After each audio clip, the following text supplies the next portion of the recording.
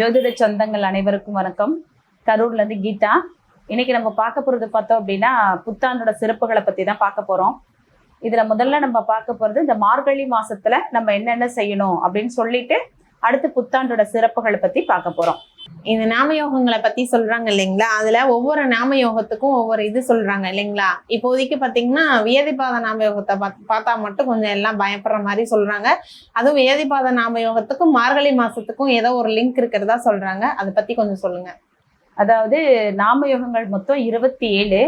அதுல பார்த்தோம் அப்படின்னா ஒரு சில நாமயோகங்கள் வந்து பயமுறுத்தக்கூடிய ஒரு விஷயங்கள் உண்டு.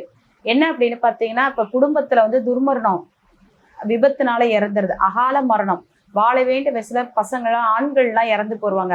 ஆண்கள் வந்து ஒரு தலைமுறை, இப்ப பையன் தலைக்கு வந்துட்டானா அப்பா இறந்துவார், இப்படி தலைமுறையா ஆண்கள்லாம் பாதிக்கும். அப்படி பாதிச்சவங்களுக்கு தான் இந்த வியாதிபாத நாமயோகத்துல குழந்தைங்க பிறப்பாங்க. அப்போ அதை சரி பண்றதுக்கு எங்க போனா நமக்கு நல்லா இருக்கும் அப்படின்னு பாத்தீங்கன்னா, திருநெல்வேலி மாவட்டத்துல சேரமான் தேவின்னு சொல்லக்கூடிய ஊர் இருக்கு. அங்க வந்து பெருமாள் கோவில் இருக்கு. அங்க போய் வரக்கூடிய 27/12/2025 வியாதிபாத நாமயோகம் இருக்கு. அங்க போய் ஆத்தங்கரையில குளிச்சுட்டு நீங்க அங்க இருக்கக்கூடிய பெருமாளை போய் சாமி கும்பிட்டு வந்தீங்கன்னா ரொம்ப சிறப்பு. அதுவும் என்ன பண்ணணும் அப்படின்னா, நம்ம இங்க ராமேஸ்வரத்துல எப்படி தர்ப்பணம் கொடுக்குறாங்களோ அது மாதிரி தென் மாவட்டத்துல போய் அதை செய்யறது ரொம்ப ரொம்ப நல்ல யோகங்களை கொடுத்துட்டு இருக்கு. நீங்க வீட்டுல இருந்தே எடுத்துட்டு போயிடலாம். ஒரு சின்னதா, அதாவது முடிஞ்சா பித்தளையில தாம்பலம், சொம்பு, உதிரிப்பூ, வெத்தலைப்பாக்கு, சூடம், பத்தி இதை வச்சு அங்க ஆத்தங்கரையிலே உட்காந்து சாமி கும்பிட்டு நம்மளே கொடுத்துட்டு வந்துடலாம். ஐயரு கூட வச்சு கொடுக்கணுன்ற அவசியம் இல்லை. கொடுத்து முடிச்சுட்டு அங்க இருக்கக்கூடிய பெருமாளையும் அம்பாளையும் வழிபாடு பண்ணிட்டு வந்தீங்கனாலே போதுமானதே.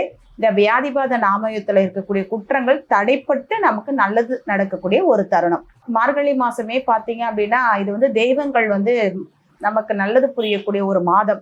அப்போ அந்த மாசத்துல இதுக்கு ரொம்ப முக்கியத்துவம் கொடுக்குறாங்க. செஞ்சு பாருங்க, உங்களோட வாழ்க்கையிலும் நல்ல முன்னேற்றங்கள் கிடைக்கிறதுக்கான வாய்ப்புகள் உண்டு.